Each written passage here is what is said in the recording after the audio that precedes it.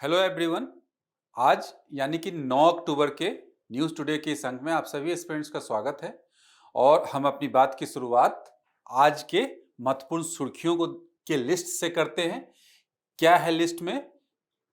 सबसे पहला जो न्यूज आर्टिकल होगा वो है रसायन विज्ञान में नोबेल पुरस्कार 2025। मतलब रसायन विज्ञान में नोबेल पुरस्कार घोषित किए गए हैं, घोषणा की जाती है। उसमें रसायन विज्ञान से संबंधित जो 3 महानुभावों को दिया गया है और उनकी जो खोज है उसके बारे में ये न्यूज आर्टिकल, उससे जुड़े पक्षों के बारे में ये बात करता है ये न्यूज आर्टिकल। दूसरा जो आर्टिकल है समावेशी सामाजिक विकास के लिए artificial intelligence, basically social security से संबंधित जो आर्टिफिशियल इंटेलिजेंस की जो भूमिका हो सकती है या होनी चाहिए, उस पे एक रिपोर्ट है। उसके बाद लेबर फोर्स मार्केट से ही संबंधित क्या है, देश के श्रम बाजार से ही संबंधित श्रम नीति, श्रम शक्ति नीति 2025 का मसौदा जारी किया गया है, उसके बारे में न्यूज आर्टिकल है। उसके बाद जो फोर्थ नंबर है इन विट्रो गैमेटोजेनेसिस, जो कि इन विट्रो फर्टिलाइजेशन या जनन से संबंधित की प्रक्रिया से संबंधित जो आधुनिक जो डेवलपमेंट है उससे संबंधित है। तो ये आगे आने वाले डेवलपमेंट से जेनेटिक्स के लिए काफी इंपॉर्टेंट घटना है, तो उसके संबंध में ये न्यूज आर्टिकल होगा। अध्ययन के अनुसार भारत में धूप के घंटों में कमी आई है। एरोसोल से संबंधित ये न्यूज आर्टिकल है जो कि पर्यावरण से सीधे सीधे संबंधित है वहां पे। तो ये 5 आर्टिकल के साथ साथ यहाँ पे कुछ शॉर्ट न्यूज भी हैं, संक्षिप्त सुर्खियां, जिसमें सबसे पहले हिम तेंदुआ के बारे में एक न्यूज है। उसका electronic bank guarantee, agri enics program, agriculture और इकोनॉमिक्स से संबंधित जो डेवलपमेंट है उसके बारे में बताया गया है। Great green wall initiative, Africa में जो ग्रीन वॉल इनिशिएटिव चल रहा है पर्यावरण के दृष्टिकोण से काफी इंपॉर्टेंट है ये। और उसका global electricity mid air insights 2025। और इस तरह से अंत में आप देखेंगे कि एक स्थल जो सुर्खियों में है म्यांमार की राजधानी नापे तो, जिसकी प्रोनाउंसिएशन होता है। तो ये हम लोग देख लेंगे।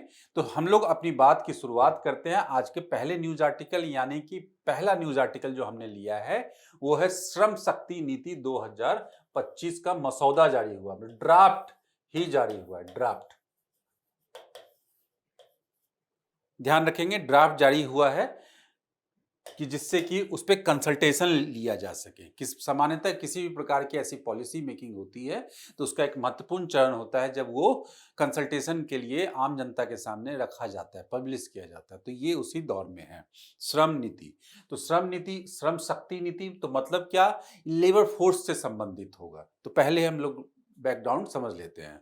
और लेबर फोर्स की भूमिका किसी भी अर्थव्यवस्था में किसी राष्ट्र के लिए कितनी महत्वपूर्ण है ये हम लोग समझ सकते हैं कि अर्थव्यवस्था की बेसिक हम लोग समझ रखते हैं, क्योंकि हमने अपने सिलेबस में देखा है कि अगर अर्थव्यवस्था में अगर विकास करना है तो अर्थव्यवस्था में तो विभिन्न पक्षकारों के साथ साथ क्या, एक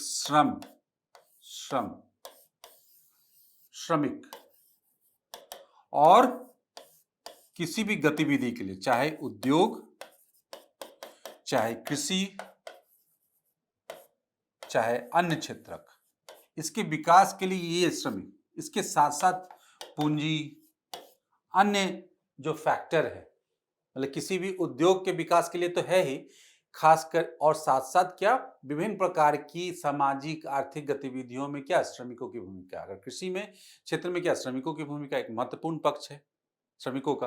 तो इसके लिए आवश्यक है कि अगर उस क्षेत्र का विकास किया जाना है, अगर उस राष्ट्र का विकास किया जाना है, तो सम्मिलित रूप से सभी क्षेत्र में काम कर रहे संलग्न जो श्रमिक हैं उनकी सामाजिक सुरक्षा, उनके कार्य के घंटे, उनके वेतन या इस तरह के जो तमाम जो मुद्दे हैं उनसे जुड़े हुए, उस पर काम करना आवश्यक होगा। उस पर स्पष्ट फेयर गाइडलाइंस बनानी आवश्यक होगी, उससे संबंधित नियम कानून बनाने आवश्यक होंगे। इसी बैकग्राउंड को साथ में लेते हुए आप समझें कि देश में यही किया गया है कि केंद्रीय श्रम एवं रोजगार मंत्रालय, जो इसके लिए एक संबंधित मंत्रालय है, उसके द्वारा क्या किया गया, राष्ट्रीय श्रम एवं रोजगार नीति, श्रम शक्ति नीति, यही है क्या, श्रम और रोजगार नीति है राष्ट्र स्तर पे, और जिसका नाम दिया गया श्रम शक्ति नीति 2025, उसका मसौदा जारी किया इन्हीं उद्देश्यों को लेकर कि जो श्रमिक समाज है उसका उसके बारे में सोचा जाए। और ये बेसिकली क्या है, ये लॉन्ग टर्म विजन है जो देश का, जो 2047 तक देश को क्या विकसित राष्ट्र बनाना है। तो हम अपनी बात पे ही आते हैं जहाँ से हमने स्टार्ट किया था कि किसी भी अर्थव्यवस्था को, क्षेत्र को अगर मजबूत बनाना है और एक ऊंचाई तक ले जाना है तो क्या है, उसमें श्रमिकों के लिए भी काम किया जाना आवश्यक है, जो कि उद्योग फ्रेंडली होगा, जो कि डिफरेंट सेक्टर फ्रेंडली होगा, जहां पे वो अपनी सेवा प्रदान कर रहे हैं। तो यही इसमें बात कही गई है कि यह मसौदा नीति क्या है, जो 2047 तक विकसित भारत की राष्ट्रीय आकांक्षा के अनुरूप निष्पक्ष होगा, समावेशी होगा, फ्यूचर रेडी रोजगार के स्वरूप के लिए एक नई दृष्टि प्रस्तुत करेगा। तो मतलब पूरा का पूरा इकोसिस्टम ऐसा बनाया जाए कि जो देश के को भविष्य के लिए, भविष्य मतलब कैसा, विकसित भारत के लिए देश में पूरा का पूरा ऐसा इकोसिस्टम बनाया जाए कि तैयार किया जाए। क्योंकि श्रम बाजार से संबंधित भी चीजों में बदलाव होने चाहिए, किए जाने चाहिए। जैसे मैंने आयाम बताए, कार्य के घंटे, उनके स्किल, और उससे जो डिमांड किए जा रहे हैं उद्योग के, इंडस्ट्रीज के द्वारा, या उसमें होने वाले उनके कार्य, प्रकृति में होने वाले परिवर्तन, या उनको दिए जाने वाली सुरक्षा, ये तमाम जो आयाम हैं श्रमिकों से जुड़े हुए, इस सब में समय के साथ जो है ना तालमेल बिठाना आवश्यक है। तो इसके लिए, और अगर देश को 2047 तक विकसित बनाना है तो इसमें भी भविष्य के साथ बदलते हुए रोजगार की प्रकृति में इसको तालमेल बिठाए जाने की, सामंजस्य बनाने की जरूरत है। तो इसलिए नीति आई है। अब इसका प्रमुख जो रणनीतिक उद्देश्य है श्रम नीति की, तो सबसे पहले वही कि श्रमिक सुरक्षा, यूनिवर्सल और पोर्टेबल श्रमिक सुरक्षा प्रदान करना। कैसे? जैसे श्रमिक सुरक्षा मतलब ईपीएफओ, भविष्य निधि संगठन में अधिक से अधिक लाकर, प्रधानमंत्री जन आरोग्य योजना मतलब स्वास्थ्य बीमा, ई श्रम जैसे, ये पूरा का पूरा इंडिविजुअल के लिए पोर्टल है ये ई श्रम, जहां पे वो रजिस्टर कर सकता है, जिससे ट्रैक किया जा सकता है उसकी स्थिति के बारे में। कहीं तो रजिस्टर होना चाहिए। मतलब आज भारत में अगर लेबर मार्केट की बात की जाए तो अनौपचारिक, इसकी सबसे बड़ी चुनौती यही कि अनौपचारिक क्षेत्र एक बहुत बड़ा है, कि पूरा का पूरा जो वर्कफोर्स है, लेबर मार्केट है, उसका बड़ा हिस्सा किसमें है, अनौपचारिक है। तो अनौपचारिक से चैलेंजेस यही है कि उसे औपचारिक बनाना है। तो औपचारिक बनाने के लिए क्या, सबके पास ये सारी सुविधाएं हो जो ऑर्गेनाइज सेक्टर में मिलती हैं। तो उसके लिए इस तरह की चीजें पहल आवश्यक है। तो इसलिए सार्वभौमिक सामाजिक सुरक्षा खाता बनाने का प्रस्ताव दिया गया है कि एक अकाउंट हो, चाहे वो किसी भी सेक्टर में हो, उसका एक अकाउंट हो जिससे वो सारी सुविधाएं एक्सेस कर सकता हो। एम्प्लॉय प्रोविडेंट फंड से संबंधित, जन आरोग्य से संबंधित, ई श्रम से संबंधित अन्य चीजें भी।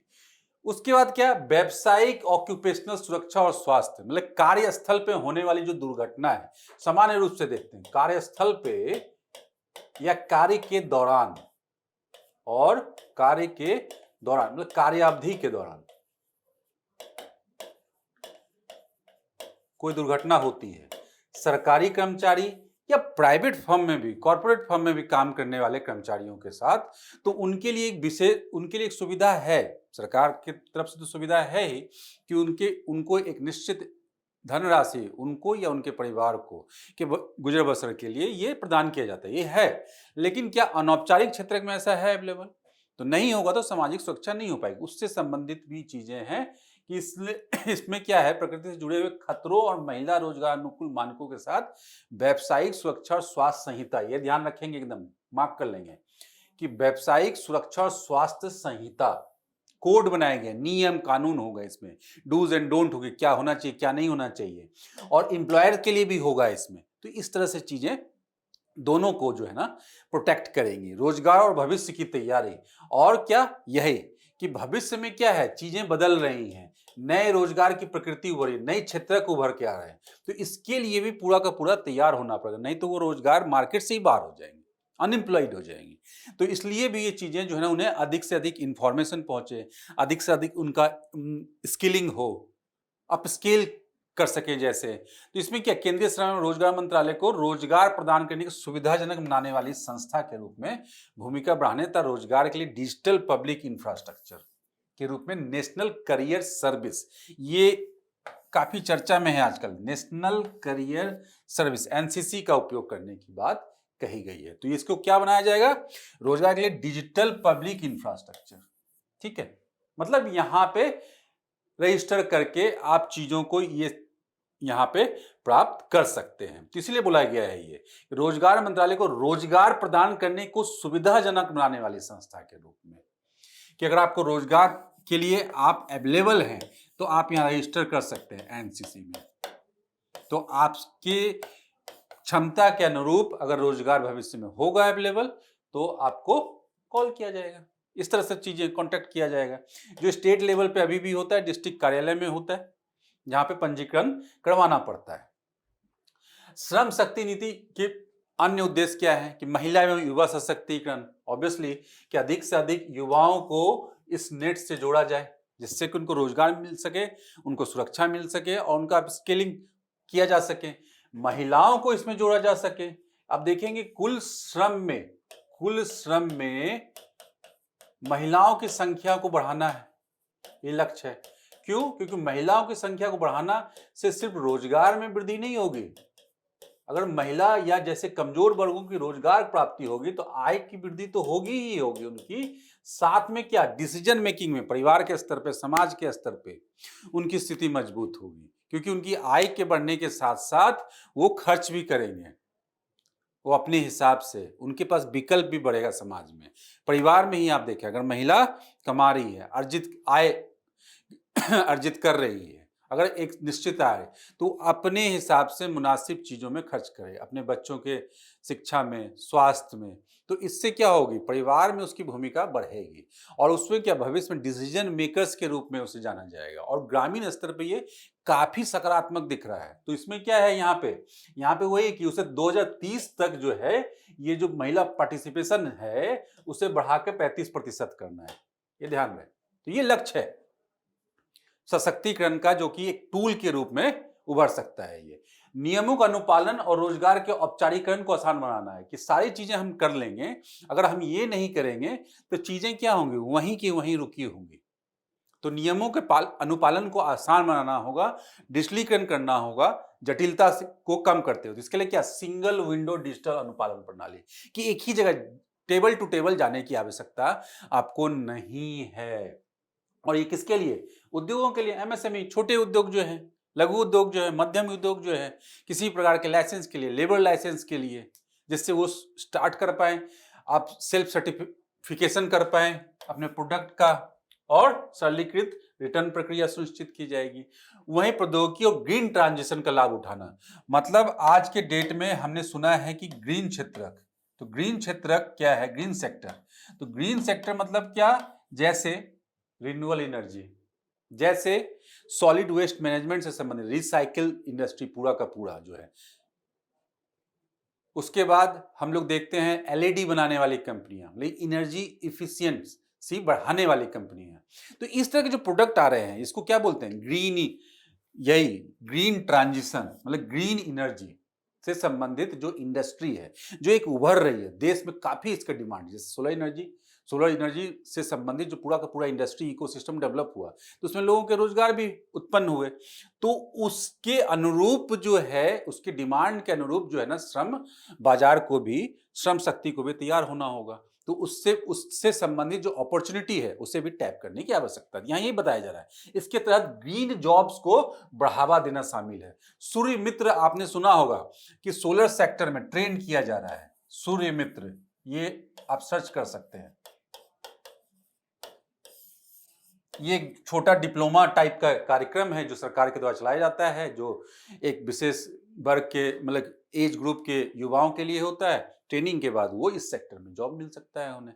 तो ये इस तरह के जो इनिशिएटिव है उसका लाभ उठाकर, और unified digital labour governance framework, तो यूनिफाइड डिजिटल मतलब वही सेंट्रलाइज स्तर में पूरा का पूरा डिजिटल कर देना, जिससे कि संस्थानों, डेटा प्रणालियों और अलग अलग अधिकार क्षेत्रों में सामंजस्य सुनिश्चित किया जा सके, जिससे कि पूरा का पूरा ये सेक्टर को ड्राइव किया जा सके। अब लास्ट में वही कि संस्थागत और डिजिटल संरचना क्या है, जिसकी बात हम लोग बार बार कर रहे थे। तो यहाँ पे क्या, राष्ट्रीय स्तर पर राष्ट्रीय श्रम एवं रोजगार नीति कार्यान्वयन परिषद बना दिया गया, राज्य स्तर पर क्या, राज्य श्रम मिशन बना दिया गया, उसका जिला स्तर पर क्या, जिला एवं श्रम संसाधन केंद्र बना दिया। तो मतलब ऊपर से नीचे तक इसे कनेक्ट कर दिया गया पूरा का पूरा मार्केट, जिसमें कि नेशनल लेवल पे आप देखो केंद्रीय श्रम एवं रोजगार मंत्री की अध्यक्षता वाला शीर्ष अंतर मंत्रालय संस्था, मतलब कोऑर्डिनेशन हो गया ना सारे मंत्रालयों का कि एक संस्था कर लेगी। राज्य स्तर पे क्या है, राज्य श्रम मिशन, ये प्रासंगिक कार्यान्वयन और समन्वय सुनिश्चित करेगा। तो यहां भी काम यही है, समन्वय, कोऑर्डिनेशन, यहां भी कोऑर्डिनेशन। और उसके बाद क्या है, श्रमिकों के पंजीकरण, कौशल अनुकूलन, रोजगार सुनिश्चित करने, कौशल विकास, स्टार्टअप, इंक्यूबेशन और शिकायत निवारण के लिए सिंगल विंडो हब होंगे। तो जो हमने बात अभी थ्योरी में पढ़ा, ये प्रैक्टिकल में देख रहे हैं ये पहल।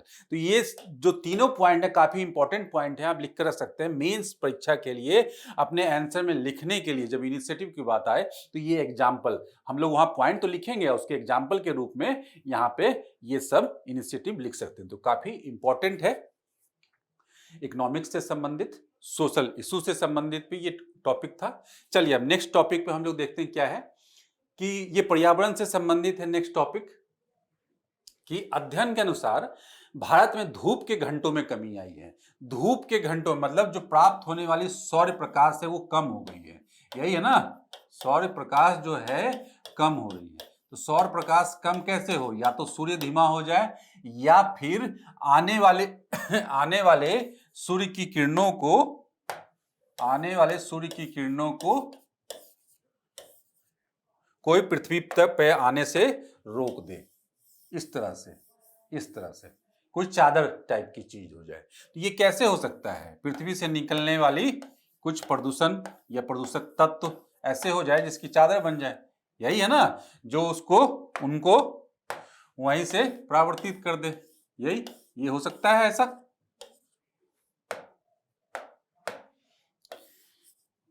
ये ऐसा हो सकता है। तो यही पूरा का पूरा क्रक्स यही है, हुआ यही है कि एरोसोल, हमने नाम सुना होगा एरोसोल, प्रदूषण के कारण और विभिन्न प्रकार की गतिविधियों के कारण वायु में जो ऐसे कण हैं, जो लटकते हुए कण हैं, जिनके कारण क्या है, आने वाली जो सूर्य प्रकाश है पृथ्वी पर उस पर प्रभाव पड़ता है, मतलब उसकी मात्रा पे, वो उनके कारण या तो परावर्तित हो जाते हैं, रिफ्लेक्ट हो जाते हैं, या फिर अवशोषित कर लेते हैं। जिससे क्या होता है, दोनों घटनाएं होती है, कूलिंग की भी घटना होती है, मतलब सूर्य प्रकाश कम आने की घटना होगी, जिससे वहां पे टेम्परेचर कम होगा पृथ्वी पे एवरेज, और सतह पे, पृथ्वी की सतह पे, और अधिक भी होगा अवशोषण, जिससे वातावरण का, जिसे अवशोषित कर लेंगे अगर किसी स्थिति में, तो वातावरण का हो सकता है तापमान बढ़ भी जाए। तो दोनों कंडीशन होती है, लेकिन यहाँ पे बात हम लोग कर रहे हैं धूप के घंटे कम होने की बात करेंगे, ठीक है। यहाँ पे ये है, तो एक अध्ययन के अनुसार ये एक रिपोर्ट आई है एक्चुअली। तो रिपोर्ट आई, उसमें बताया गया है कि एरोसोल प्रदूषण के कारण भारत में धूप के घंटे, भारत की बात की जा रही है स्पेशली, ये ध्यान रखेंगे, भारत में धूप के घंटे जो है ना, सनशाइन आवर्स जो है ना, कम हो रहा है। टोटल जो है ना, दिन में मान लिया जाए 12 घंटे ही या 10 घंटे होता था, तो उसमें घटने की बात हो रही है। वैज्ञानिकों ने पिछले 30 वर्षों में सोलर डिमिंग यानी पृथ्वी में सूर्य के कम प्रकाश पहुंचने के कारण मानव जनित उच्च एरोसोल उत्सर्जन को बताया। जो प्रक्रिया हमने बताई वही बात यहाँ पे कही गई है, यही इसका क्रक्स है। और एरोसोल प्रदूषण का स्रोत यहाँ पे लिखा हुआ है कि इंडस्ट्रियल उत्सर्जन, इमिशन, मतलब इंडस्ट्री से निकलने वाला धुआं, जैसे सल्फर वगैरह, तो वो जाकर वहां पे उन जो राख हैं और वो जो है वायु में उससे जो कण जो है ना उपस्थित हो जाते हैं, जिसके कारण जो है ना ये प्रक्रिया संपादित होती है। उसी तरह से बायोमास कोई जला रहा है, बायोमास मतलब खेत में जो फसल जलाई जाती है उससे निकलने वाले छोटे छोटे कण, तो वो भी हवा में होते हैं। वाहन से प्रदूषण, वाहन से निकलने वाला, उसमें धातु है, डिफरेंट टाइप के मेटल्स हैं, तो और डिफरेंट टाइप के धातु हैं जो हवा में बने रह सकते हैं। तो ये एक सामान्य परिचय था। इस अध्ययन का मुख्य निष्कर्ष क्या है, अध्ययन के कुछ निष्कर्ष यहाँ पे देखे गए कि जो बात कही गई एरोसोल की मात्रा बढ़ रही है और सनशाइन आवर्स घट रहे हैं, उसमें हुआ क्या है कि जो धूप में कमी है कि उत्तर भारत में इसका प्रभाव अधिक देखा गया। उत्तर भारत में प्रभाव कैसे अधिक देखा गया कि प्रतिवर्ष 13.1 घंटे की गिरावट दर्ज की है, तो काफी अधिक है उत्तर भारत में। तो उत्तर भारत में हम लोग समझ भी सकते हैं प्रदूषण अधिक है, ऑब्वियसली वाहन का प्रदूषण अधिक है। उसके बाद क्या, वो जो खेत वाला प्रदूषण, मतलब कृषि प्रदूषण, जैव प्रदूषण, और उसके बाद वाहन, औद्योगिक, ये भी तीनों हम लोग देख सकते हैं। ऐसे केसेस हमेशा दिल्ली एनसीआर से लेके जो भारतीय शहर हैं नॉर्दर्न इंडिया में बड़े बड़े शहर, उसके प्रदूषण की चर्चा हमेशा विभिन्न रिपोर्टों में की जाती रही, चर्चा बनी रहती है। पूर्वोत्तर क्षेत्र में एक यूनिक आया है कि यहाँ धूप के घंटे मौसमी स्थिरता पाई गई, बहुत ज्यादा कम नहीं हुआ है लेकिन हुआ है, और इसको क्या बोला गया है, टॉमी इफेक्ट। ये टॉमी इफेक्ट है ये, कि इसके कारण स्थानीय मौसम और टॉमी इफेक्ट इसका कारण है कि वहां पे मौसमी स्थिरता पाई गई है धूप के घंटों में, यानी बहुत अधिक गिरावट नहीं हुआ, लेकिन गिरावट वहां भी हुआ है। बहुत अधिक गिरावट क्यों नहीं हुआ है? टॉमी इफेक्ट क्या होता है? टॉमी इफेक्ट ये होता है, अब देखेंगे इसको ऐसे समझेंगे कि ये जब बादल अधिक बनेंगे, ठीक है, बादल अधिक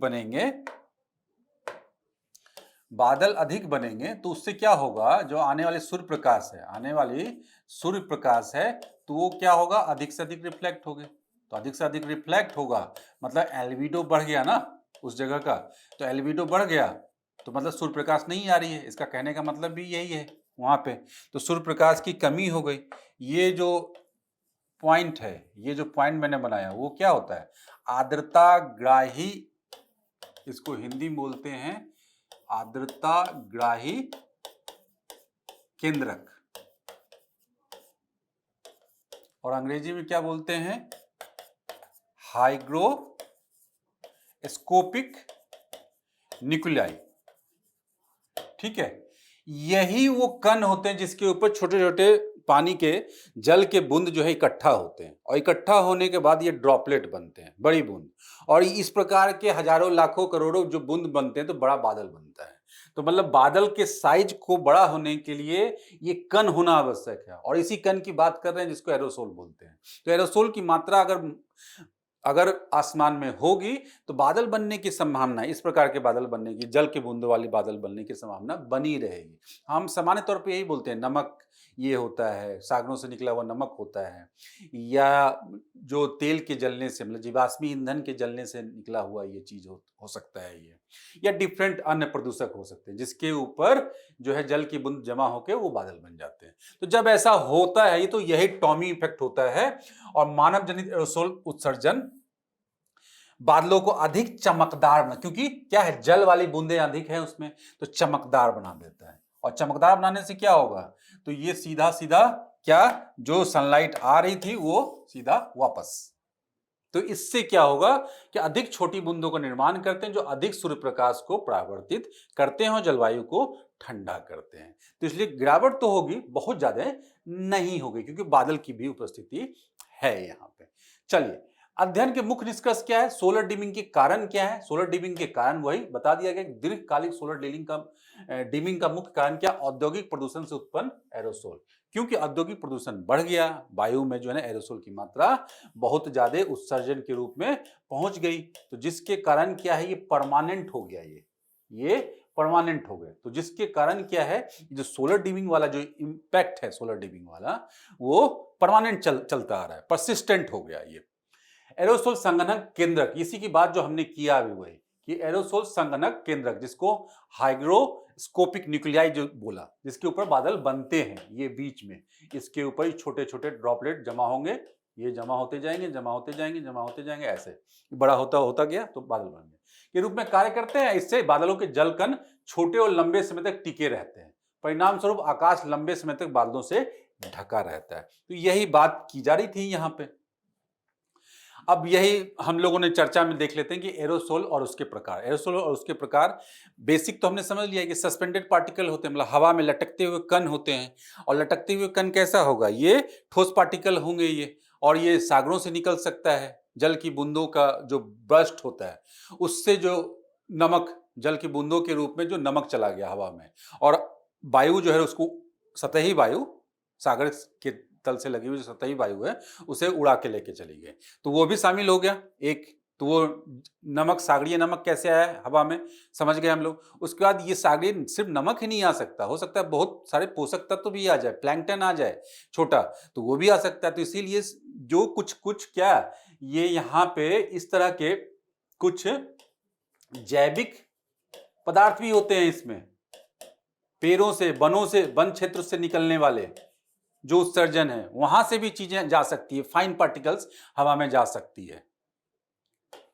ठीक है, तो इसे जो है ना हम लोग एरोसोल बोलते हैं। और लघु ठोस या तरल कण होते हैं, इसलिए बोला गया लघु ठोस या तरल कण हो सकते हैं। ये तरल भी हो सकता है, ठोस भी हो सकता है, छोटा भी हो सकता है, थोड़ा बड़ा भी हो सकता है, साइज में डिफरेंसेस होते हैं इसमें। और प्राथमिक एरोसोल इन्हीं को बोला जाता है कि सीधे चले जाते हैं, उसमें कोई बदलाव नहीं हो रहा है, जो सीधे यहाँ निकला, उत्सर्जन हुआ सोर्स से, वो चला गया। जैसे कि समुद्री लवण स्प्रे, तो यही सी स्प्रे जो मैंने बताया, हाँ, तो ये सी सॉल्ट हो गया, नमक, और ये जो प्लैंकटन बता दिया मैंने, ये इसी को सी स्प्रे बोलते हैं। धूल, धुआं, ज्वालामुखी राख, ये सब जो है ना आसमान में जाके जो है ये एरोसोल के रूप में काम कर सकते हैं। उसका गौन एरोसोल क्या होता है? ये सेकेंडरी होता है, मतलब रासायनिक अभिक्रिया करके, और रासायनिक अभिक्रिया करके कोई दूसरा ये जो पदार्थ बना लेता है। जैसे कि सल्फर यहां से निकला वाहनों के प्रदूषण से, और वहां जाके मिलकर के सल्फर, नाइट्रोजन, ये सब क्या एसिड बना लेते हैं, सल्फेट्स बना लेते हैं। तो ये इनका जो इम्पैक्ट होता है वो और ज्यादा होता है, और बहुत सारी चीजों, पर्यावरणीय घटनाओं में इनकी भूमिका बढ़ जाती है। तो ये देखेंगे इस प्रकार से एरोसोल की भूमिका काफी महत्वपूर्ण है पर्यावरणीय दृष्टिकोण से। प्रभाव अब क्या होगा, इतना हमने समझा, तो हम समझ चुके होंगे कि जलवायु और मौसम पर प्रभाव, जब बादल निर्माण से संबंधित है चीजें हैं, सूर्य प्रकाश आने में बाधा हो रही है, तो क्या तापमान पे असर पड़ेगा? तो तापमान पे असर पड़ने के साथ साथ क्या, हमने शुरू में बताया कि सूर्य प्रकाश को बिखेरते हैं और अवशोषित भी कर देते हैं। दोनों की चीजें, सोलर डिमिंग भी बात हो रही है, और सोलर वार्मिंग भी, मतलब उससे तापमान बढ़ भी सकता है। ठीक है, और इससे क्या, सब में बादलों के निर्माण, मानसून के पैटर्न, वर्षा के वितरण, मतलब पूरा का पूरा जो हाइड्रोलॉजिकल साइकिल है उस सब पे प्रभाव पड़ेगा। स्वास्थ्य पे प्रभाव, ऑब्वियसली रेस्पिरेटरी सिंड्रोम जो है ना, नाक श्वसन से संबंधित जो समस्या, सांस से संबंधित, क्यों? क्योंकि ये इतने छोटे कण हैं, वो अंदर भी जा रहे हैं आपके फेफड़े में, लंग्स में। तो जैसे जैसे बढ़ेगा तो इससे संबंधित समस्या, सांस की समस्या और फेफड़ों की समस्या होगी। हृदय रोग, असमय मृत्यु, इमेच्योर डेथ जिसको बोला जा रहा है। पर्यावरण पे प्रभाव, खनिज के धूल कण पर्यावरण में पोषक तत्वों, यही बताया मैंने कि प्लैंकटन है, पोषक तत्व भी डाल सकते हैं, और उल्टा विपरीत भी कर सकते हैं कि जो पत्तियों के जो पोर्स होते हैं, जिससे वो जो महत्वपूर्ण भूमिका होती है पेड़ के विकास में, उसको बंद भी कर सकते हैं। क्यों? क्योंकि अंततः वो पानी से के साथ बह के, वर्षा के जल में बह के वो आके उसी पे चिपकते हैं उस पे, जिस कारण से वो जो खाना बनाने की प्रक्रिया है पौधों में, वो बाधित हो सकती है। तो ये दोनों चीजें यहाँ पे देख सकते हैं। जैसे यहाँ पे तो पॉजिटिव बताया गया कि अमेजन वर्षा वन की उर्वरता और महासागर में फाइटोप्लैंक्टन की वृद्धि, इसी प्रक्रियाएं प्रभावित होती है, यहाँ पे बताया गया है, यही बताया गया है। और सौर ऊर्जा पर प्रभाव, सौर ऊर्जा प्रभाव कैसे, कि जैसे हमने लगाया, क्या लगाया, हमने लगाया सोलर पैनल। और सोलर पैनल पे क्या है, सोलर पैनल में एक ही चैलेंज आ रही है इंडिया में, कि यहाँ पे इसको साफ करने की समस्या है, तो इसलिए इसका जो मेंटेनेंस कॉस्ट है काफी है। क्यों? अगर साफ नहीं किया धूल जम जाती है, तो साफ नहीं किया है, और इसमें एकदम मैनुअल लेबर लगता है।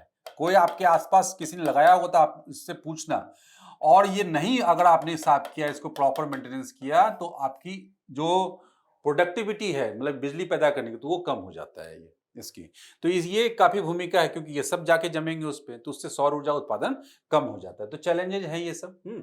चलिए, टॉपिक थर्ड, रसायन विज्ञान में नोबेल पुरस्कार 2025। ये 3 महानुभाव हैं। सुसुमु कितागावा नाम से आप लोग परिचित हो गए होंगे, ये जापान से हैं, ब्लू से लिख देता हूं मैं, हाँ, सुसुमु कितागावा जापान से हैं, और रिचर्ड रॉबसन ये ऑस्ट्रेलिया से हैं, और ओमर एम यागी ये यूएसए से।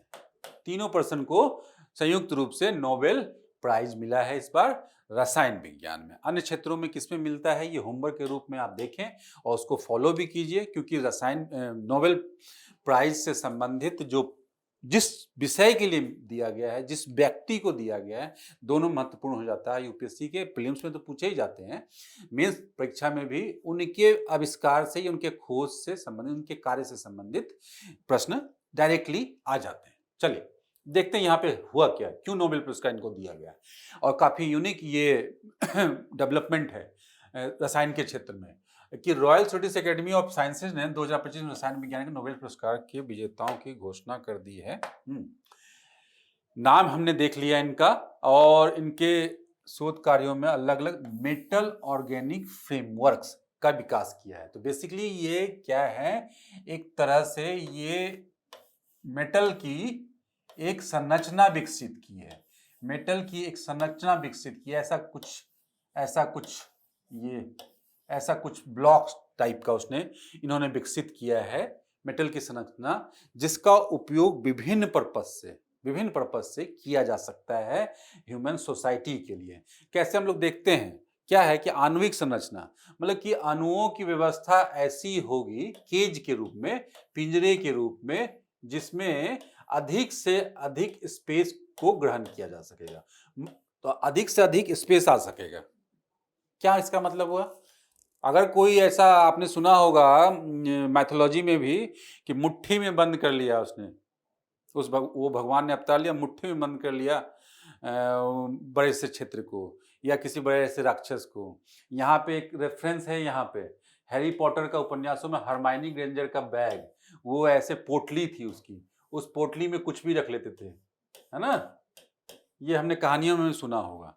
तो ऑब्वियसली आप ऐसे ही समझो आप इसको कि कब संभव होगा कि जब ये इतना स्पेसियस हो, मतलब इसकी आणविक संरचना ऐसी हो। तो वैसा ही हमने क्या किया, डिफरेंट अणुओं को जोड़ के, डिफरेंट तत्वों के अणुओं को जोड़ के एक ऐसी आणविक संरचना मतलब क्रिस्टल बनाया जिसके अंदर काफी स्पेस होगा, जिसके अंदर काफी गैस स्टोर कर सकते हैं या डिफरेंट चीजों को स्टोर कर सकते हैं। और ये डिफरेंट पर्पस के लिए, मतलब जिसे स्टोर किया जाना है जिस पदार्थ को, उसके हिसाब से अलग अलग प्रकृति में अलग अलग पदार्थों से बनाया जा सकता है। अब जैसे यहां पे दिया हुआ है एक MOF, हम अब इस पॉइंट को देख लेते हैं कि संरचना छोटी सी जगह में विशाल गैसों का भंडारण करती है, यही है इसका आणविक संरचना है। ध्यान रखेंगे, आणविक संरचना समझा दिया, और ये क्रिस्टल समझ लो आप। और मैं एक उदाहरण देता हूं, ये स्पॉन्ज आपने देखा है, स्पॉन्ज की तरह आप इसे समझ सकते हो कि एक स्पॉन्ज, इतनी छोटी स्पॉन्ज आधे गिलास पानी को जो है ना कलेक्ट करके रखती है। तो उस स्पॉन्ज में कैसे कलेक्ट करके रखती है, वो प्याला तो है नहीं, बाउल तो है नहीं, कटोरा तो है नहीं, ग्लास भी नहीं है वो, तो वो क्या करता है, उसके बीच में जो है ना जल फंस जाता है ना, ऐसा ही तो होता है, पोरोस बोलते हैं उसको, ये सरंध्रता, ऐसा ही होता है ना उसकी बनावट।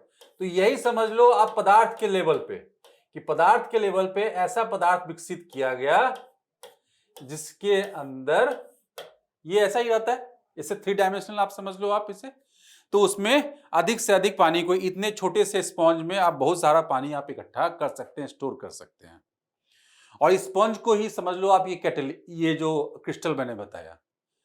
और अभी स्पॉन्ज और पानी की बात हो रही है, हो सकता है कि पानी के हमें जो है ना जल स्टोर नहीं करना हो, पानी स्टोर नहीं करना हो, कुछ और स्टोर करना है, तो हो सकता है स्पॉन्ज की भी प्रकृति बदलनी पड़े। तो यही पूरी की पूरी बात है, ये जो है मेटल ऑर्गेनिक फ्रेमवर्क्स, ये फ्रेम जो है बनाया जाएगा, ये डिफरेंट मेटल से बनाया जा सकता है, डिफरेंट पर्पस से, कि जिसे स्टोर करना है। क्लियर चीजें? तो यहां पे यही है इसका मतलब, यहां पे यही लिखा हुआ है कि इतने अधिक छिद्र हो सकते हैं जिनका आंतरिक पृष्ठीय क्षेत्र एक फुटबॉल के मैदान के बराबर हो सकता है। तो स्पॉन्ज में तो यही तो होता है ना, डिफरेंट छिद्र होते हैं जिसमें स्टोर हो जाते हैं पानी। तो एरिया इतना, लेकिन आधे ग्लास पानी, जबकि उतना ही करने के लिए ग्लास बड़ा लगेगा। तो यही चीज यहां पे समझाया जा रहा है।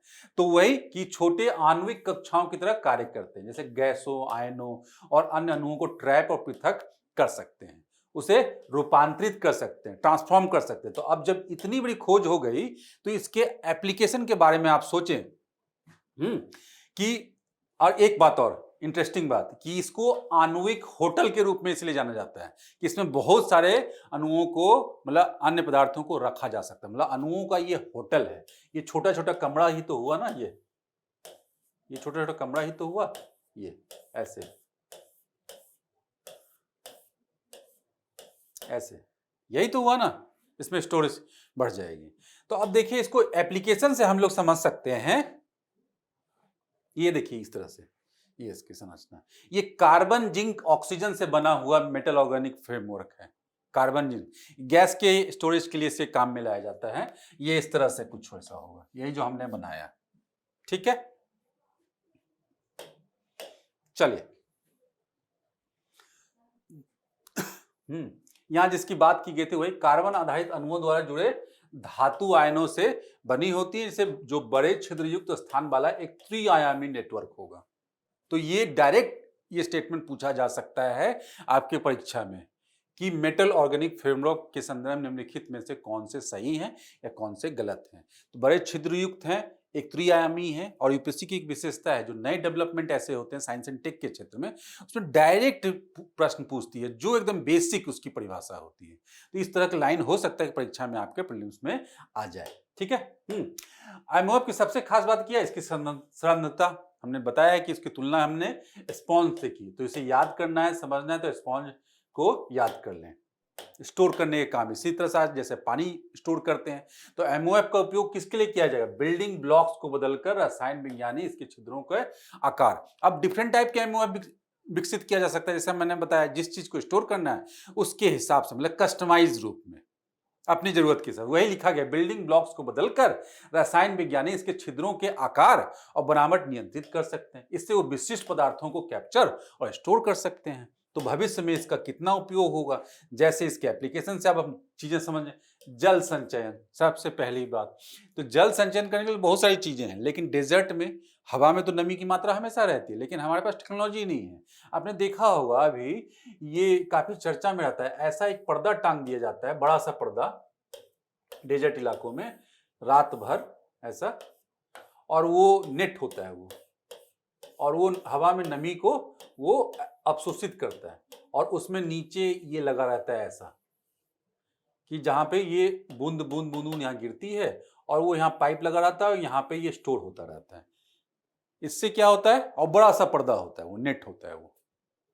इससे क्या हो, ये डेजर्ट इलाके में और खास करके उच्च पर्वतीय क्षेत्रों में, लद्दाख जैसे क्षेत्रों में क्या होता है, पानी को स्टोर करने के लिए, स्टोरेज के लिए काफी आवश्यक है। वर्षा जल, जल के संचयन के लिए, जहाँ पे पानी की मात्रा ऑलरेडी कम है। तो वैसे जगहों में क्या होगा, एमओएफ का उपयोग किया जा सकता है जल संचयन के दृष्टिकोण से, जिसमें जल को वाष्प से कैप्चर किया जा सकता है, हवा में की नमी को कैप्चर किया जा सकता है। एक दूसरा, प्रदूषकों को हटाने में। अब जो सागरों में आप देखेंगे कि क्या वाइल्ड स्लीपेज जो होता है, वाइल्ड सीपेज जो होता है, तेल का बहाव जाता है, उसे हटाना है, तो उसे हटाने के लिए भी क्या, स्पॉन्ज जैसी चीज जो उसे क्या, उसे अवशोषित कर ले, तो वहां पे काम आ जाएगा। उसके बाद क्या, फिल्टर कर सकते हैं, हटा सकते हैं प्रदूषित जल से कच्चे तेल और एंटीबायोटिक दवाओं का विघटन करने में। औद्योगिक उपयोग क्या है कि अपशिष्ट जल से दुर्लभ भू तत्वों, जो भी वेस्ट वाटर है उसमें बहुत सारे मेटल्स, नॉन मेटल्स, मिनरल्स होते हैं, तो उसको अगर एक्सट्रैक्ट करने की विधि आ जाए तो वेस्ट वाटर हमारे लिए क्या, गोल्ड माइन बन जाएगा, हमारे लिए बहुत बड़ा खजाना बन जाएगा। तो वही बताया कि रेयर मिनरल्स, आप देखो ये चीजें हुई भी हैं। बायो माइनिंग एक टर्मिनोलॉजी है जिसके तहत ये जो कचरे के पहाड़ हैं वहां से क्या किया जा रहा है, जो पुराने कचरे वहां से जो वहां पे डिफरेंट टाइप के मेटल्स हैं उन्हें एक्सट्रैक्ट करने का काम किया जा रहा है ना। तो ये काफी इंपॉर्टेंट है, एक तो कचरे का पहाड़ इससे हटेगा, और क्या, उस तरह के मेटल्स हमारे शहरों में हमारे वेस्ट से मिल जाएंगे। तो ये तकनीक भी उसी संदर्भ में हमारे काम आ सकता है। स्वास्थ्य देखभाल में क्या, शरीर में दवाइयों को सही जगह पहुंचाने, पर्यावरण से अत्यंत विषैली गैसों को नियंत्रित करने, मतलब स्वास्थ्य पे डायरेक्ट पर्यावरणीय प्रभाव के रूप में हम लोग देख सकते हैं, जो कि हमारे लिए डायरेक्ट हमारे स्वास्थ्य को प्रभावित करेगा। तो हम लोग अब नेक्स्ट अपने न्यूज आर्टिकल की तरफ बढ़ते हैं। नेक्स्ट न्यूज आर्टिकल हमारा क्या है, समावेशी सामाजिक विकास के लिए आर्टिफिशियल इंटेलिजेंस। तो बेसिकली क्या है, ये जो आर्टिफिशियल इंटेलिजेंस है उसके उपयोग पे, उसके के संदर्भ में नीति आयोग की एक रिपोर्ट आई है। नीति आयोग की एक रिपोर्ट आई है, रोड मैप जारी किया गया है, जिसमें क्या बोला गया है, समावेशी सामाजिक विकास के लिए आर्टिफिशियल इंटेलिजेंस पे ऐतिहासिक रोड मैप जारी किया गया है। मतलब प्लान जारी किया गया कैसे आगे बढ़ना है, जिससे क्या कि सामाजिक समावेशी विकास हो सके सारे वर्गों का। मतलब क्या, बेसिकली श्रम बाजार जिसकी बात कर रहे थे। और भारत में क्या हमने देखा कि अनौपचारिक क्षेत्र बड़ा है, तो उनका कल्याण कैसे संभव हो, कल्याण, उनका कल्याण और सुरक्षा कैसे संभव हो, और उसमें एआई की भूमिका क्या हो सकती है, क्या होनी चाहिए, उसके बारे में पूरा का पूरा ये रोड मैप है। उसी के बारे में बात करता है। यही बात है कि अन्य उन्नत तकनीकों की क्षमता का उपयोग करके भारत में असंगठित क्षेत्र के 490 मिलियन श्रमिक, मतलब लगभग 90% या उससे अधिक श्रमिक जो है कुल श्रमिकों में से हमारे यहाँ कौन अनौपचारिक क्षेत्र में है। और वो कितने, 490 मिलियन। उनकी आजीविका में परिवर्तन लाना, उनके जीवन में परिवर्तन लाना, तो यही नीति आयोग का रिपोर्ट है। सोशल इशू के संदर्भ में काफी इंपॉर्टेंट, इकोनॉमिक्स के क्षेत्र से भी संबंधित, इकोनॉमिक्स विषय से संबंधित, लेकिन वैसे ही सोशल जस्टिस और एम्पावरमेंट से संबंधित आप इसे इस टॉपिक को जोड़कर देख सकते हैं। भारत में असंगठित क्षेत्र के श्रमिकों की वर्तमान स्थिति, वही उसके संदर्भ में कुछ बात कर लेते हैं। वही हमने क्या, देश के लगभग 90% श्रम शक्ति असंगठित क्षेत्र से है, सबसे अधिक इसी में है। कम उत्पादकता, ऑब्वियसली क्या है, ये बटे हुए हैं, इनकी उत्पादकता कम है। अधिकतर क्या है, मैनुअल लेबर है, अकुशल, मैनुअल लेबर, अकुशल लेबर। और हुआ भी है तो उनका स्किलिंग कम है, स्किल कम है, या मार्केट ओरिएंटेड नहीं है, मार्केट में जिसकी डिमांड चल रही है या भविष्य में होने वाली है, तो इसलिए उत्पादकता उनकी कम है। मतलब क्या, $5 प्रति घंटा है लगभग, या उससे भी कम बताई जाती है, जो कि राष्ट्रीय औसत का कितना है, आधा है, तो ये काफी कम है। सामाजिक सुरक्षा कवरेज की कमी, वही हमने देखा, भविष्य निधि से संबंधित सुविधाएं, बीमा से संबंधित सुविधाएं आदि, तो ये सब जो चीजें संगठित क्षेत्र में केवल 48, काफी स्थिति सुधरी है भारत में, ध्यान रखें ये काफी स्थिति, लेकिन अभी भी 48% श्रमिकों को ही हम लोग अभी सामाजिक सुरक्षा योजनाओं का लाभ दे पा रहे हैं, मिल पा रहा है। असंगठित क्षेत्र के सामने प्रमुख चुनौतियां क्या है चुनौतियां, कि क्यों ऐसा है, तो अस्थिर वित्तीय स्रोत, ऑब्वियसली कभी काम मिला कभी नहीं मिला, मिला भी तो उसके वेतन से संबंधित जो नियम कानून है वो फिक्स नहीं है, मतलब कंपनी के द्वारा, एम्प्लॉयर के द्वारा, तो इसलिए फिक्स नहीं, इनकम जो है फिक्स नहीं है उनकी, कभी किसी महीने में 10 दिन रोजगार, कभी 15 दिन रोजगार, वो भी कभी जो है वेतन का जो है कुछ, कभी कुछ, मतलब जो उनकी मजदूरी है वो भी डिफरेंट हो सकती है।